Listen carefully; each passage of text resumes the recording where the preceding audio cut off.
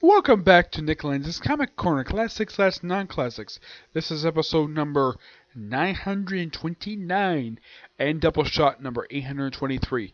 I have two DC trades, both featuring Wonder Woman in a starring capacity.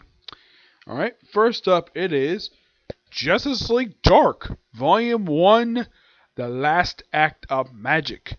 This collects the first three issues 1 through 3 and 5 through 7 of Justice League Dark Volume 2. When this series came back last year, I was so happy because I think it was a mistake that DC ended the series back in 2015. Yeah, here's what I have heard about it, that originally the series was ending when we relaunched as Dark Universe, with James Tynion as the writer of the book. But for some reason he left and folded his ideas into Constantine the Hellblazer, which was another comic he was doing at that point. And the book itself was not all that good. It's one of the more weaker books Tynion has done. It's probably the weakest book he's done to date. And giving us like Dark, fantastic stroke of genius. Now here's the thing about this particular lineup. This lineup consisted of Zatanna, Swamp Thing, Detective Chimp, Man-Bat, and Wonder Woman. Yep. That's it. Just these 5 people. I'm like, that's kind of a short roster. I mean, the main book basically has got like a good 10 people in the roster. Here it's got 5. 2 of whom do have association with the Justice League Dark, do being part of the group in the original volume. Zatanna, of course, was the second leader of the group after she took over the role from John Constantine. Yep. Also, they changed her outfit again. Yeah, with this series, she's got a new outfit. This is by far her third outfit to date. You see, her first outfit she had, New 52, was this interesting little outfit that she wore in the previous volume for the series. And apparently she wore that when she acted as a superhero, but her classic costume that people love to see her wear, with the fishnet stockings, that apparently she wore for her stage performances. And when last time I saw her prior to this was actually the pages of Detective Comics, and she's back wearing her classic attire. Here it's kind of a mixture between her classic and her New 52 look, which I don't have a problem with the look. Yeah, in the case of Swamp Thing, this is actually his first. Now the last book he actually physically appeared in prior to this that I can think of was actually in his own Winter one-shot, but last ongoing book he was part of. Off the top of my head, it was probably... He popped up also in Superman recently, in the last couple of years. He's also had his own mini-series by now his late creator, Lean Ween. Yeah, that came out in 2015. And he also popped up in, also an annual for Superman. He hasn't really... Oh, yeah. He also showed up for an issue of Batman. So he hasn't done really all that much since his ongoing series ended. So here's what he's had. He's had 2 miniseries, one for Convergence, another was self-titled miniseries, popped up for an annual for Superman, and then he popped up also for an issue of Batman, which was a good comic, by the way. And he has Winter one-shot, which is written by Tom King, by the way. And that's all he's done since his ongoing series ended. And that was, of course, prior to this book. Zatanna herself, like, right after this series ended, let's see. At the top of my head, the only thing she did, she popped up in Secret 6 for a couple issues. She was in Magic U, which was a miniseries for DCU, which eventually did get its own miniseries, 3 issues part of Rebirth. Popped up in Detective Comics. And I think that's it. That's really all that's been done with her since Justice League Dark ended.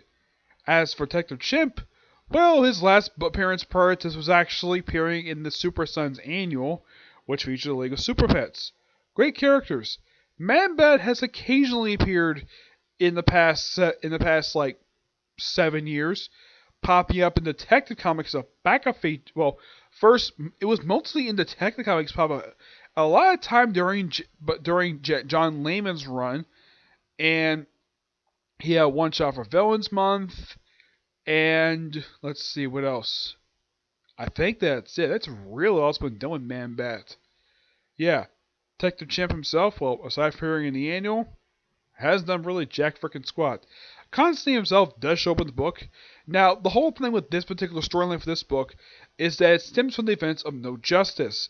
Apparently, magic has been like, let's say, threatened, and Wonder Woman is trying to get a new Justice League Dark team put together, and according to her, no one is taking the threat seriously, which I'm like, really? I mean, I get maybe why Swamp Thing might not take it seriously because he's deal with the green, but Zatanna, that really makes no sense at all why she would not take it seriously, and yet Man-Bat does, so the Detective Chimp, but yet not Zatanna. Oh yeah, and they treat Wonder Woman as a freaking outsider, which I'm like, really? Why would we treat her as an outsider for? Why, because she interacts with the public? Is that why you call her an outsider? Perhaps you haven't realized, though, she's older than a lot of you freaking magicians anyways. Yeah, that's something that's quite a thing I do not like about how Teenage writes the magic users into this universe, is that they're all written to be complete jerks to Wonder Woman for no reason whatsoever. Yes, this woman has been in public for years, thanks to her, by the way, and also part of the main Justice League book. And they treat her like an outsider because she does superheroics? Zatanna does the same thing, and yet she's not treated as an outsider. I mean, last time I checked, Wonder Woman's powers are magic-based. Yeah, she can fly, she's got super strength, and she's got bracelets. She's also the daughter of Zeus. Why TV writes magic users this way, I have no idea. You know, like, the magic users pop up in here, like people like, they have Constantine pop up in here, who's not part of this roster, by the way, which I think is really stupid, because it's just like Dark. He generally has been part of this roster since the beginning.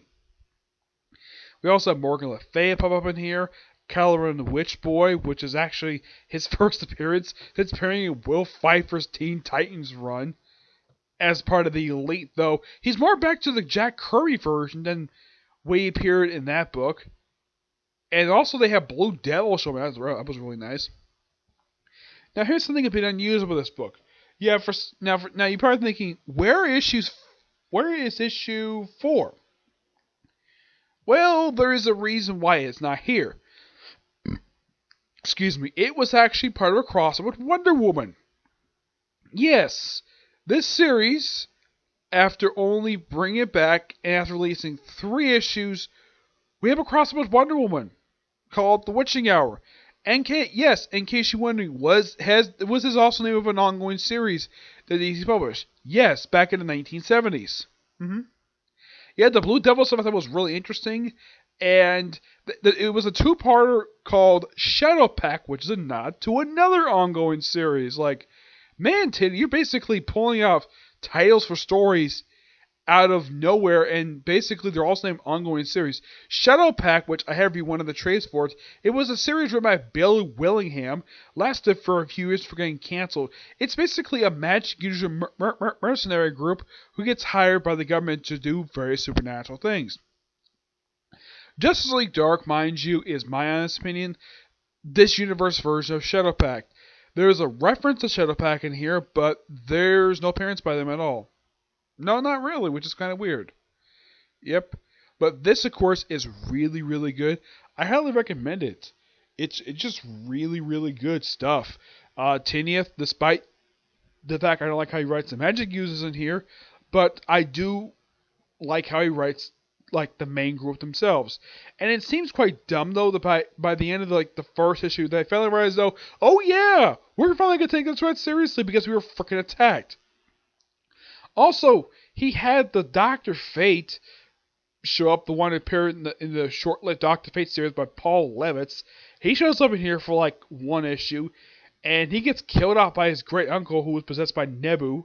And according to him, Nebu's been in control of Kent Nelson's body for like weeks. Or at least, he's been in control of the Tower of Fate. Yeah, he says he used to be Dr. Fate. Okay. Yeah, I get the fact he used to be, but yeah, those of you not familiar with the character, he had his own short-lived ongoing series, part of DCU, which ended after 15 issues. As a matter of fact, its final issues actually came out after Rebirth happened. Isn't that weird? Yeah. He gets killed first he's talking for a bit, and his mouth gets, like, melted shut, and then he just doesn't get dissolves. How they find him is completely bizarre. Apparently, it was kept in a freaking vase. As for why he was there, never explained. Though the end of issue 3 does have the Witch and the Hour crossover, which of course is really good. I can't wait to get my hands on that crossover. But yeah, it's still an interesting story. I do like it. And I love the fact that it builds on something that was set up, which is quite nice. I give this book roughly a 9 out of 10. You know, so I don't give a 9.5 out of 10 because I don't like how the Magic users treat Wonder Woman here. Where they're all complete jerks to her because she's a superhero. That's the reason why. Yes. Despite the fact she has interacted with Justice League number 4, thanks to Trinity War. But yet, Tiny forgets about that. For some reason. Yeah, because Jeff Johns not anymore, so don't mention anything Jeff Johns has done. Yeah. Alright, next up is a crossover that came out roughly 13 years ago. Infinite Crisis. And yes, this is another one featuring Wonder Woman. Lasting 7 issues, written by Jeff Johns, artwork by the awesome George Perez, Phil Jimenez, there's a ton of artists in here, Jerry Ordway, Ivy Reyes. Yeah, there's a ton of them on here. And yeah, that's it. Yeah, I actually have spoken to Chuck Dixon about this crossover, and there's one thing I agree with. Now, he does agree with me on this particular point. When Kamiko, during the course of the story, those of you who don't know what the story is, this story is supposed to celebrate the 20th anniversary of Crisis on Infinite Earths, which I've read the story, it's really good. This is supposed to be the sequel to that. Yeah, where a lot of stuff in the DC Universe, now one thing Jeff Johns is good at is building up events. And this does have consequences after which we'll get to that in a minute. This book basically has, well, characters. Now, Batman, of course, stuff with him basically rails on the events of Antichrist, which came out a couple years prior. Superman, from what I've heard, I wasn't reading Superman, but I have read the issues. Apparently, Superman was acting a bit out of character, thanks to written by Chuck Austin, of all people, which makes no sense at all. And Wonder Woman was well dealing with the whole thing of being accused of murdering Maxwell Lord, which, by the way, that trial would not happen in pages of Wonder Woman, or at least in Justice League. No, it happens in pages of Manhunter of all things, which is quite odd. And it was toward the end of that series. Let's start with, of course, the Omax, the Justice League Watchtower. Of course, they start in the ruins of the Watchtower on the moon. Yeah, those of you who don't know when this thing was destroyed, this was destroyed by Superboy Prime, from what I've heard. Of course, this is also apparently for Despero. This happened at the end of the JLA series. Yeah, when Kurt Busiek was writing the book. The book is basically well told, but some of the stuff in here really does not get told in here at all. Like the stuff with Kyle Rayner and his group, which their stuff gets solved in a tie-in. Yep. And, of course, there's at one point in the crossover when the Brotherhood of Evil, a group of Doom Patrol villains, take Kamiko, a Metal Man villain, and drop him like an atomic bomb on Bloodhaven. Yeah, from what I've heard, the reason why this happened was because Deathstroke was mad at Dick Grayson for some reason. So, his response, turning Kamiko into an atomic bomb and basically making Bloodhaven like frickin' Hiroshima. Yeah, and Chuck Dixon, from what he told me, he was not happy with this at all. Because basically Jeff Johns just killed all the characters, with the exception of Lady Vic, that he spent time creating and developing during this 6-year run on Nightwing. Yeah, he was not very happy with that. And also, apparently, during the course of this book, Jeff Johns tried to kill off Dick Grayson. And from what I've heard, this was not Jeff Johns' idea to do this. This was Dan DiDio's idea. First of 2 times he actually tried to do this. The last time was actually very recently. Actually, as recent as about 5 years ago, toward the end of Forever Evil, which caused the last issue to be delayed by a couple months. Yeah. They also changed stuff from the actual original stories, from what I've heard. That when they introduced, like, there's some stuff from Final Issue which the artwork was not finished. And they also took out a clicking noise that when Batman's pointing a gun at one of the villains' head and thinking, and they also changed like a line from Wonder Woman. Yeah, and I do love what happens to Alec. Now, the main villains of the story are Alexander Luthor and Superboy Prime, and this is before he becomes a crybaby in the pages of Countdown, which came out a couple years after this. Of course, there are some controversial things that happens here. First, we have the death of the Freedom Fighters. All but 2 of them, except for Uncle Sam and the Ray. Yeah, I have no idea why these characters are killed off, though they do so to return to the pages of Battle for Bloodhaven, which takes place after this event. Let's see, what else? Oh yeah, they also kill off several members of the Teen Titans, like Panther, getting killed by Superboy Prime. Superboy Prime also murdered Connor Kent, which ticked off a lot of people. Though I've heard there was a reason for this. Why? Because the creators of Superman, well, their family in the ways, they've been dead for some time at this point, they were suing DC over Superman again. Though this time was over Superboy, so Jeff Johns had no choice but to kill him off by having him beat to death. The worst happened with the Golden Age Superman. He got beat to death too by Superboy Prime on the ruins of Krypton in a red sunlight. Yeah, they also have the Golden Age Lois Lane die in this story. Yeah, it seems like almost any character that was brought back thanks to the story gets killed off, either by Superboy Prime or in the case of Alexander Luthor. Guess how he dies? He gets killed by first he gets burned by Joker, and then he gets killed by the actual Lex Luthor. Yeah. Also, one point in the story when he captured a bunch of people to put on the corpse of the Anti-Monitor, which I'm kind of like, the book does never explain. It's like, now he was killed in the original story.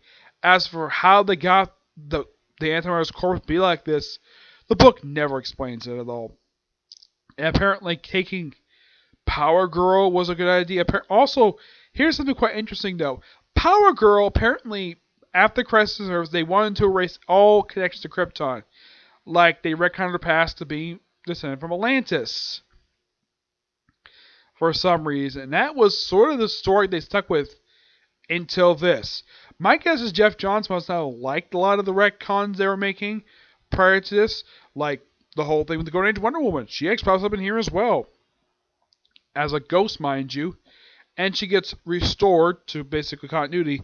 And apparently, thanks to this particular event, everybody remembers the multiverse now.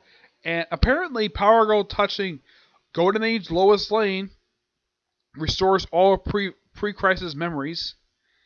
And, of course, when Golden Age Superman actually visits Batman, he talks about the Earth 2 Batman. And of course, they passed away prior to events. He doesn't mention the fact that the Golden Age Batman was killed by a small-time crook. Not one of his villains. Some minor thug. He gets killed as an old man. Very disappointing. Yeah. The story itself is very good.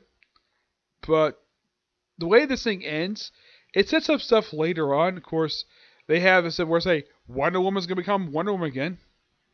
Even though there's nothing really wrong with her. Yes, that was one of the big disappointments with this crossover, which I do agree with the opinion when it comes to Wonder Woman here. Yeah, basically it's her searching for herself. There was no reason for this at all. Superman, at least, there was a reason why he was, toward anything. Because he lost his powers for a whole year until they came back in this story. Up, up, and away! By Kurt Busiek. Actually, Jeff Johns wrote it. Yeah. Batman, of course, would take Dick Grayson and Tim Drake and go on a cruise. Green Arrow hang on an island for a whole frickin' year. We'll talk about it in a minute. But this, of course, is going to give this book a 9 out of 10. Of course, the end of this thing would set up an initiative called 1 Year Later, which I read a majority of it right as of this recording. All the stories are good. Yeah. Excuse me. For Wonder Woman, now, they do explain what some of the characters went up to during the 1 year jump. They also explain that the Outsiders, they apparently became illegal because of some stupid treaty that was initiated during the 1 year skip. I don't really know why in the world this was. It's one of the most bizarre things DC comes up with. But, yeah, now that I reviewed this particular event, I reviewed the companion book, which basically contains all the one-shots related to Infinite Crisis. Yeah, so I reviewed pretty much the majority of this particular event. Yeah, I reviewed everything for this event, but I reviewed small portions of it. But this was, in fact, Jeff Johns' second event he's ever did. The first event he did was Day of Judgment. Back in 1999. This came out in 2006, so it took him 7 years to do another crossover. Of course, this was start of a string of crossovers he would do for about 5 years. He did this, Sinestro Corps War, War of the Green Lantern, Blackest Night, Brightest Day, last being Flashpoint. Yeah, and this was like this for after Flashpoint. Next crossover he did went into Throne of Atlantis. He did Forever Evil. He did Trinity War, Forever Evil. He did a lot of crossovers. The most current story he's done is, of course, Doomsday Clock, and of course he's ready for Shazam.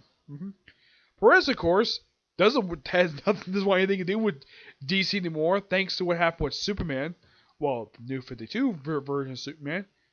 And the rest of them basically, now as far as the other artists concerned, like Phil Jimenez, Jerry Ordway, and Ivan Reyes, Ivan Reyes still works for DC. Currently, he's the artist for Superman with Brian Michael Bendis. Jerry Ordway, do not know what he does anymore. Phil Jimenez, the most recent thing I've seen this guy did was doing the first 8 issues of Superwoman. As in the case of Andy Lanning, the guy's done frickin' nothing. I mean, last book I can think of he did was when he last teamed up with Dan Abnett to do that Guardians of the Galaxy prelude that came out in 2013. And that was it. When it comes to characters. But this is good. Still think the deaths in here are very controversial. Yeah, I do agree the deaths were kind of stupid. But luckily enough, some of the deaths have since been undone. No, there was a ton of build up to this. And I at least got to praise Jeff Johns for basically taking the time to build up for an event he was doing. Maybe Brian Michael Bendis should have done that when it came to Civil War 2. Instead of just doing the event, not just only because 10th anniversary of the original crossover, because the movie came out. This he built up over the course of about 2 or 3 years. In the case of Crisis on Infinite Earths, Marv Wolfman built that event up over the course of at least a little bit longer than Jeff Johns did. Yeah, I think Jeff Johns was about 2 or 3 years. Marv Wolfman built up Crisis on Infinite Earths about 5 years. Yep. So as though that's really it for this particular video. Tomorrow I have at least 2 videos planned for tomorrow, and I'll review the newest chapter of My Hero Academia and the newest chapter of 7 Deadly Sins. Okay, but do you see you next video. Bye.